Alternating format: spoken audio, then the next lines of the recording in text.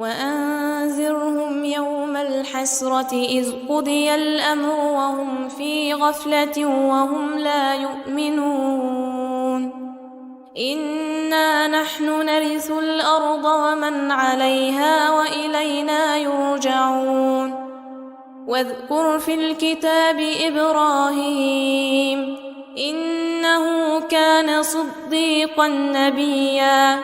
إذ قال لأبيه يا أبت لم تعبد ما لا يسمع ولا يبصر ولا يغني عنك شيئا يا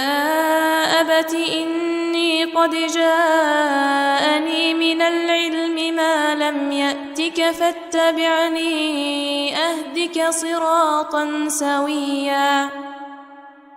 يا أبت لا تعبد الشيطان إن الشيطان كان للرحمن عصيا يا أبت إني أخاف أن يمسك عذاب من الرحمن فتكون للشيطان وليا قال أراغب أنت عن آلهتي يا إبراهيم لئن لم تنته لأرجمنك واهجرني مليا قال سلام عليك سأستغفر لك ربي إنه كان بي حفيا وأعتزلكم وما تدعون من دون الله وأدعو ربي عسى ألا أكون بدعاء ربي شقيا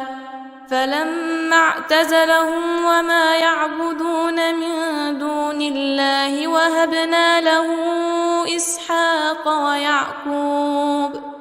وكلا جعلنا نبيا ووهبنا لهم من رحمتنا وجعلنا لهم لسان صدق عليا واذكر في الكتاب موسى إنه كان مخلصا وكان رسولا نبيا وناديناه من جانب الطور الأيمن وقربناه نجيا ووهبنا له من رحمتنا أخاه هارون نبيا واذكر في الكتاب إسماعيل إنه كان صادق الوعد وكان رسولا نبيا وكان يأمر أهله بالصلاة والزكاة وكان عند ربه مرضيا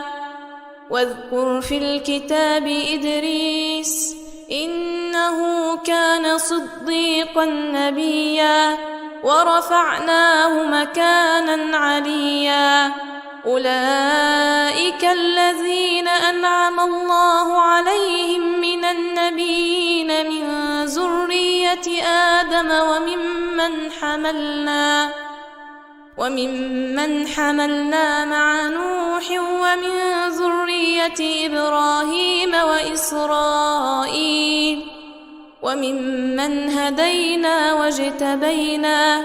إذا تتلى عليهم آيات الرحمن خروا سجدا وبكيا فخلف من بعدهم خلف أضاعوا الصلاة واتبعوا الشهوات فسوف يلقون غيا وأنذرهم يوم الحسرة إذ قضي الأمر وهم في غفلة وهم لا يؤمنون إنا نحن نرث الأرض ومن عليها وإلينا يرجعون واذكر في الكتاب إبراهيم إنه كان صديقا نبيا إذ قال لأبيه يا أبت لم تعبد ما لا يسمع ولا يبصر ولا يغني عنك شيئا